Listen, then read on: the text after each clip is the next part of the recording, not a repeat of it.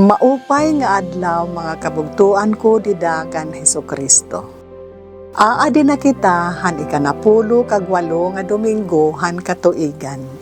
Ako Hisonia M. Alvarina, Vicarial Regent and Pro-Life Visayas Area Coordinator, Daughters of Mary Immaculate International, Vicariate of Tacloban, Archdiocese of Balo. Parahan niya na ha gospel power hawaray-waray. Pakabatihin ni Jesus, iniwas siya ngadtohin sa kayan, base mag-usahan la hinpuy aw nga dapit. Nakabati ang mga tawo mahitungod hini, nga nagbakta sira, pagsunod ha iya, tikang hanira mga bungto. Paghawas niya, ngan pagkita handamo nga mga tawo, nabantad ang iya kasing-kasing hinkaluoy haira, nga gintambal niya an ira mga magsakit. Han pagkagabi na, dinaraon ha iya an mga tinunan nga nagsiring. Puyaw ini nga dapit ngan gabi na, palaktaan mga tawo, base hira makakadto ha kabaryuhan, ngan makapalit hira han ira makakaon. Nagsiring hi Jesus haira. Diri na kinahanglan nga lumakat pahira. Tagi hira hin makakaon. Kundi nagsiring hiya haiya. Aadi en lilima gudla kabugos nga tinapay, ngan duduha kabugos nga isda. Niyan nagsiring hiya. Dad-a nga diha akon, ngan ginsugo an mga tawo nga mga lingkod hakabanwaan. Kinuha niya ang 5 kabugos nga tinapay, ngan ang 2 kabugos nga isda.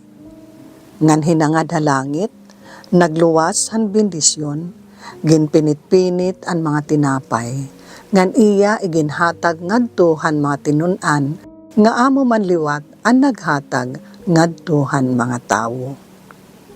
Nangaon hira nga tanan, ngan nagkabubusog, ngan ira pinanmurot ang mga salin nga nakapuno hin 12 kaalat. Maabot hin 5 kayukot ang nakakaon nga kalalakinan, labot la ang kababayinan ngan kabataan. Hi Jesus nabubuhi ngan iya mga mata, talinga ngan kasing-kasing, permi nakasubay hakaburoton han amay. Nga diri ladida han mga takna han formal nga pagampo, kundi sugad man didahan ordinaryo nga mga kahimtang han kinaadlaw nga kinabuhi.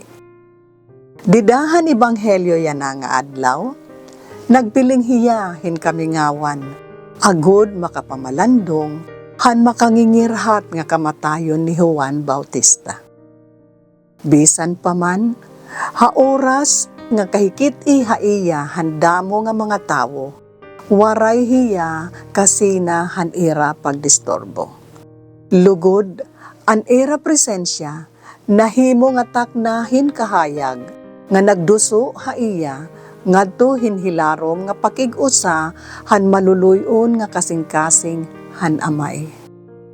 Pinaagi hini nga pag-atubang han mga tawo, naintindihan ni Jesus ang kaburuton han amay nga ipadayon ang misyon.